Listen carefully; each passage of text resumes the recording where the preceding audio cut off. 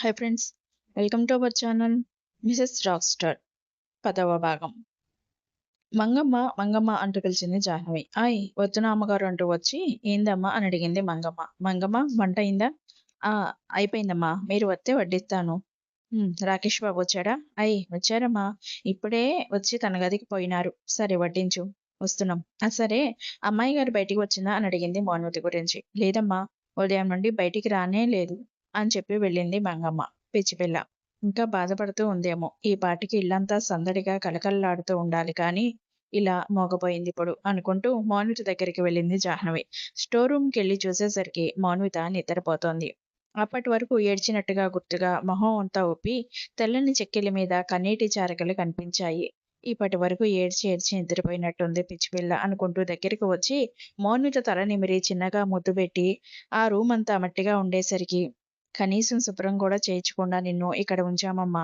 నువ్వు నవ్వుతూ కలకల్లాడుతూ ఇల్లంతా తిరిగే రోజు, మీరిద్దరూ కలిసి సంతోషంగా ఉండే రోజు రావాలి అని ఆ దేవుణ్ణి కోరుకోవటం తప్ప ఏమీ చేయలేని నిస్సహాయురాల్ని అని బాధపడుతూ తనే స్వయంగా ఆ గదంతా శుభ్రం చేసి వెళ్ళింది జాహ్నవి, మౌన్వితకి నిద్రాభంగం కలగకుండా. ఇంతలో రాకేష్ కిందకి వచ్చి డైనింగ్ టేబుల్ దగ్గర కూర్చున్నాడు. ఇక మిగిలిన వారు కూడా వచ్చి కూర్చోటంతో మంగమ్మ అందరికీ వడ్డిస్తుంటే రాకేష్ కోపంగా, ఏ మంగమ్మ, నువ్వు వడ్డిస్తున్నావేంటి అని అడిగాడు కోపంగా. కొడుకు మాట్లాడిన మాటలకు ఆశ్చర్యపోతూ, అదేంట్రా, ఎప్పుడూ మంగమ్మే కదా వడ్డిచ్చేది అని అన్నాడు నీలందర్. దానికి కోపంగా తండ్రి వైపు చూస్తూ, ఎప్పుడు వేరు ఇప్పుడు వేరు అన్నాడు. అంటే అని అందరూ. అంటే ఇప్పుడు ఇవన్నీ చేయడానికి ఒక పని మనిషి వచ్చింది కొత్తగా. సో ఇక నుండి ఈ ఇంట్లో అన్ని పనులు, అందరి పనులు కూడా అదే చెయ్యాలి అని. మంగమ్మ, ఆ కొత్త పని మనిషి ఏం చేస్తోంది అని అడిగాడు.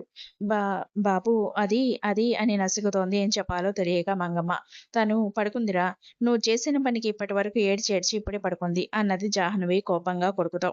వాట్, నేను చేసిన పనికి ఏడుస్తోందా? నాన్ సెన్స్, నేనేం చేయలేదు. జస్ట్ అది చేసిన దానికి ఇది పనిష్మెంట్ అంతే అంటూ టేబుల్ మీద ఉన్న వాటర్ గ్లాస్ తీసుకుని కుర్చీలో నుండి విసురుగా లేచి స్టోర్ రూమ్కి వెళ్ళాడు రాకేష్. వాడెందుకు అటు వెళ్తున్నాడు అని అనుకుంటూ జాహ్నవి వాళ్ళు కూడా లేచి కొడుకు వెనకాలే స్టోర్ రూమ్లోకి వచ్చారు. చిన్నపిల్లలా ముడుచుకుని పడుకున్న నిద్రపోతున్న మౌనిత వైపు కోపంగా చూస్తూ, ఏ మొద్దులే అంటూ గ్లాస్లో ఉన్న కూలింగ్ వాటర్ను తన మొహం మీద పోశాడు విసురుగా రాకేష్. అలా చల్లటి నీళ్లు మొహం మీద పడేసరికి మౌనిత ఉలిక్కిపడి లేచింది కంగారుగా. ఎదురుగా కోపంగా తననే చూస్తున్న రాకేష్ను చూసి భయంతో వణికిపోతూ పక్కనే ఉన్న స్టిక్ తీసుకుని లేచి నించుంది. రేయ్, ఏమిట్రా నువ్వు చేసింది అన్నది కొడుకుని కోపంగా తల్లి.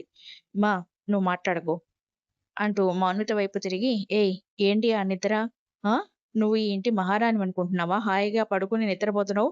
నువ్వు అలా ముద్దుగా పడుకుంటే ఎవడు చేస్తాడే ఇంటి పనులన్నీ? నిన్ను ఇక్కడికి తెచ్చింది పడుకోవడానికి కాదే అంటూ లే లే అని అరుస్తూ తన జబ్బ పట్టుకుని బయటికి లాక్కొచ్చి తోసేసరికి మౌనిత కింద పడింది. కింద పడిన మౌనితను చూసి, అమ్మా మౌని అంటూ లేపడానికి వెళ్తున్న తల్లితో, మా, ఒక పని మనిషి మీద అంత కన్సర్న్ చూపించాల్సిన అవసరం లేదు. తన్ని లేపి ఆలోచన మానుకుని వెళ్ళి టేబుల్ దగ్గర కూర్చోండి.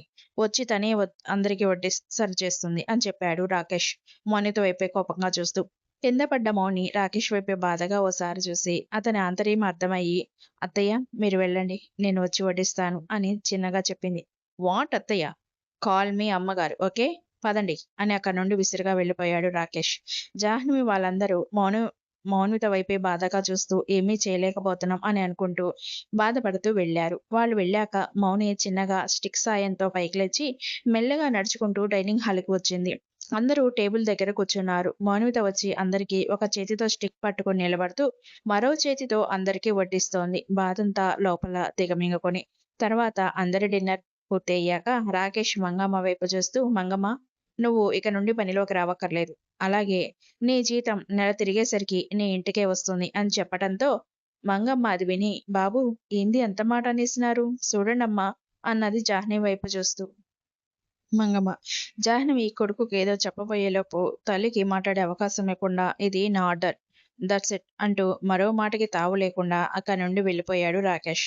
దాంతో జాహ్నవి వాళ్ళు నిట్టూర్చడం తప్ప ఏమీ చేయలేకపోయారు. ఇహ మంగమ్మ కూడా అక్కడి నుండి వెళ్ళిపోయింది. వదినా, నువ్వు కూర్చో, భోజనం చేద్దుగానివి, నేను వడ్డిస్తాను అన్నది స్వేదిని మౌనితతో. వద్దు స్వేదిని, నాకు ఆకలిగా లేదు అని చెప్పేసి అక్కడి నుండి వెళ్ళిపోయింది బాధగా మౌనిత. ఇంటికొచ్చిన కోడల్ని బాధ పెడుతూ తన ఉసురు పోసుకుంటున్నాం అంటూ ఏడుస్తున్న తల్లిని ఓదార్చి గదిలోకి తీసుకువెళ్ళింది స్వేదిని.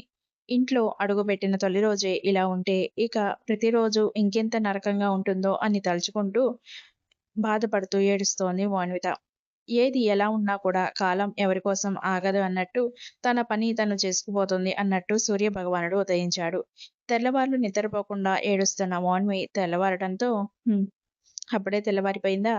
కాలానికి కూడా నా మీద జాలి లేదు" అని అనుకుంటూ లేచి స్టిక్ సాయంతో బయటికి వచ్చింది ముగ్గేద్దాం అని. కానీ అప్పటికే జాహ్నవి లేచి వాకిలూడ్చి కల్లాపి చిమ్మింది. అది చూసి "అత్తయ్య." "ఓహ్! సారీ అమ్మగారు. ఎందుకు మీరు చేస్తున్నారు? ఈ పనులన్నీ చేయాల్సింది నేను. మీరిలా చేస్తున్నారని మీ అబ్బాయి చూస్తే అమ్మో! ఇంకేమన్నా ఉందా? వద్దు ప్లీజ్ మీరు వెళ్ళండి" అన్నది. మౌని అమ్మగారు అనేసరికి జాహ్నవి మనసు చిన్నబుచ్చుకుంది. "ఏ అమ్మా! అమ్మగారు అని పిలుస్తున్నావు?" అని అన్నది. "నిన్న మీ అబ్బాయి ఆర్డర్ కదండీ ఇది" అంటూనే ముగ్గు వేసి లోపలికి వస్తే కాఫీ ఇస్తాను అంటూ చిన్నగా చెప్పి లోపలికి వెళ్ళిన కోడలు వైపే చూస్తూ తను కూడా లోపలికి వెళ్ళింది. "ఏమో శ్రీమతి స్ట్రాంగ్ కాఫీ" అంటూ అరిచి వచ్చి హాల్‌లో సోఫాలో కూర్చుంది. "అమ్మా హార్లిక్స్" అంటూ స్వేదిని కూడా వచ్చి తండ్రి పక్కనే కూర్చుంది. తండ్రి భుజం మీద తలవాల్చి. "వీళ్ళకి అసలు బుద్ధే లేదు. ఇంట్లో ఇలా ఉన్నా కూడా ఆర్డర్లు వేస్తున్నారు ఇద్దరు అరుస్తూ" అని అనుకుంటూ "ఏంటి అసలు మీరు" అని జాహ్నవి అనేలోపే మౌని నవ్వుతూ "మీకు కాఫీ" అంటూ నీలందరికిచ్చి "హార్లిక్స్ నీకు" అంటూ స్వేదినికి ఇచ్చింది. "ఓహ్! నా కోడలు చేతి కాఫీనా" అంటూ నవ్వుతూ తీసుకుని వాసన చూస్తూ ఆస్వాదిస్తూ "ఆహా! ఇంత కమ్మని వాసనొస్తోంది కాఫీ" అని అంటూ ఒక సిప్ చేసి "అద్భుతం! అమృతం కోడలా! నీ చేతి కాఫీ" అంటూ పొగిడాడు నీలందర్. "థాంక్స్ మావయ్య" అన్నది మౌన్విత నవ్వుతూ. "థాంక్స్ వదినా" అని స్వేదిని కూడా హార్లిక్స్ తాగుతూ "సూపర్ టేస్ట్" అన్నది. "అమ్మా స్వేదిని, ఇక ఈ రోజు నుండి రుచీ పచీ లేని మీ అమ్మ చేతి చేదు కాఫీ తాగే బాధ తప్పింది. ప్రతిరోజు మింగలేక, కక్కలేక చచ్చినట్టు అదే తాగేవాళ్ళం. అసలు దాని చేతి కాఫీ కన్నా వేపాకు రసమే నయం. ఇప్పుడు ఆ బాధ తప్పింది. ఎంచక్కా రోజూ ఈ అమృతం తాగొచ్చు" అన్నాడు నీలందర్. "అవును నాన్నా, రోజూ ఈ నీళ్ళ హార్లిక్స్ కోసం అమ్మను కాకాపట్టడం అది ఇది" అంటూ తల తిప్పేసరికి ఎదురుగా కోపంతో బుసలు కొడుతూ వీళ్ళ వైపే చూస్తున్న జాహ్నవి కనిపించేసరికి కంగుతిని వదినా, నువ్వు ఇచ్చిన ఈ హార్లిక్స్ కంటే మా అమ్మ చే అదే మా అమ్మ చేత్తో ఇచ్చిందే కమ్మగా ఉంది" అంటూ మెల్లిగా అక్కడి నుండి జారుకుంది స్వేదిని. "ఏంటిది? ఇప్పుడే కదా తనకి కాంప్లిమెంట్ ఇచ్చి మళ్ళీ ప్లేట్ మార్చి ఇలా వెళ్ళిపోయింది కంగారుగా" అని అనుకుంటూ తల తిప్పి చూసేసరికి ఎదురుగుండా జాహ్నవి కనిపించడంతో "అమ్మ నా కూతురా! నువ్వు తప్పించుకుని నన్నిరికించావా?" అనుకుంటూ అహా! అవునమ్మా! నీ ఆడపడుచు చెప్పిందే నిజం. ఎంతైనా నా శ్రీమతి చేతి కాఫీ ఈ జన్మకి మర్చిపోలేము. నువ్వు అదే ఈ జన్మకే కాదు, జన్మ జన్మలకి కూడా మర్చిపోలేనంత బాగుంటుంది" అంటున్న నీలందరి వైపు "ఏంటిది ఇద్దరికి ఇద్దరు తడబడుతూ మాట్లాడుతున్నారు" అని చూసిన మౌనికి అత్తగారు కనిపించేసరికి ఎదురుగా "ఓహ్! ఇదా సంగతి" అనుకుంటూ చిన్నగా నవ్వుకోసాగింది. "ఓహో! కాఫీ కూడా జన్మ జన్మలకి కూడా గుర్తుంటుందా?" అన్నది వ్యంగ్యంగా జాహ్నవి. అవునే అది నీ చేతి మహిమ" అన్నాడు నీలందర్. "అమ్మా మౌని, కాస్త నాకు కూడా కాఫీ కలుపురావా" అన్నది కోడల్ని అక్కడి నుండి పంపించాలని జాహ్నవి. అత్తయ్య సారీ నీకు కూడా తెచ్చాను" అంటూ ఇవ్వబోతుంటే "ఆహా! అది చల్లారిపోయి ఉంటుందమ్మా. వేడి చేసి తీసుకురా" అని అత్తగారనేసరికి సరే అని మౌని వెళ్ళిపోయింది. మౌని వెళ్ళాక "ఏంటి అన్నారు? నా చేతి కాఫీ ఇన్నాళ్ళు మింగలేక, కక్కలేక తాగారా? రుచీ పచీ లేని చేదు కాఫీనా? నా కాఫీ కంటే వేపాకు రసమే నయమా? ఇదిగో అయితే ఇదే తాగండి" అంటూ అప్పటి వరకు చేతితో పట్టుకున్న నిండు గ్లాసు భర్త చేతిలో ఉన్న కాఫీ కప్పు తీసుకుని పక్కన పెట్టి, ఆ గ్లాసు భర్త చేతిలో పెట్టింది. "ఏంటిది ఎనర్జీ జ్యూసా?" అన్నాడు అది చూసి నీలందర్. "కాదు, ఇందాక కోడలితో అన్నారే మీరు వేపాకు రసమే నయం అని, అదే ఇది వేపాకు రసం. తాగండి" అన్నది కోపంగా. దాంతో ఆ రసం వంక అదోలా మొహం పెట్టి చూస్తూ "ఏ ఏంటి ఈ వేపాకు రసమా? ఇది ఇప్పుడు ఇది నేను తాగాలా?" అన్నాడు సాగదీసి నిరందర్. "అవును" అన్నది జాహ్నవి. "ఒసేయ్ ఏదో ఫ్లోలో అనేసానే. అయినా మొట్టమొదటిసారి కోడలు చేతి కాఫీ రుచి చూసినప్పుడు ఏదో ఒక కాంప్లిమెంట్ ఇవ్వాలి గదే! అందుకే అన్నానే. అంతేకాని" అంటూ ఏదో చెప్తున్న భర్తను మాట్లాడనివ్వకుండా "ఆ! ఆ! మీ సంగతి నాకు తెలుసు. మీ కూతురు సంగతి కూడా నాకు తెలుసు. అప్పుడప్పుడు మీరు నా చేతి కాఫీనే కాదు, నా చేతి వంట గురించి కూడా గుసగుసలాడుకోవడం నాకు తెలుసు. అది జారుగుంది అందుకే. దాని బదులు కూడా మీరే తాగాలి. ఎంతైనా మీ ముద్దుల కూతురు కదా!" అంటూ భర్త నోరు బలవంతంగా ఒక చేతితో తెరిచి, తన చేతిలో ఉన్న గ్లాస్ తీసుకొని భర్త నోట్లో పోస్తూ బయటకు కక్కనివ్వకుండా తాగించి, హమ్మయ్య! ఇప్పుడు నా కసి కోరిక కూడా తీరింది అన్నది ఊపిరి పీల్చుకుంటూ. యాక్ ఓసిని కటిక చేదు తూ తూ అంటూనే, నీ కసి ఏంటే, కోరికేంటే అన్నాడు అర్థం కాకుండా నీలంగారు. ఆ! నా వంట గురించి ఎప్పుడూ ఏదో ఒకటి అంటున్నా మీ చేత ఇది తాగించి నా కసి తీర్చుకోవాలి అని కోరిక. ఎందుకంటే ఇదంటే మీకు నచ్చదు కదా! కానీ ఇన్నాళ్లకి నా కోడలు వల్ల తేలింది.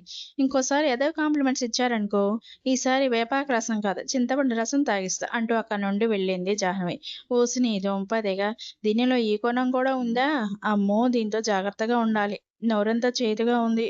ముందు దీని సంగతి చూడాలి అనుకుంటూ లేస్తుంటే, ఆహా! ఇదిగోండి మావయ్య ముందు నోట్లో నీళ్లు పోసుకొని ఉమ్మేసి, ఈ స్వీట్ తింటే నోరు చేదు తగ్గుతుంది అంటూ గులాబ్ జామ్ బౌల్ అందించింది మౌనిత. ఆహా! థాంక్స్ అమ్మా అంటూ తీసుకున్నాడు నీలందర్. ఆంటీ అంటూ వచ్చాడు ఒకతను అప్పుడే లోపలికి. Thanks for watching. Please like, share and subscribe my channel friends.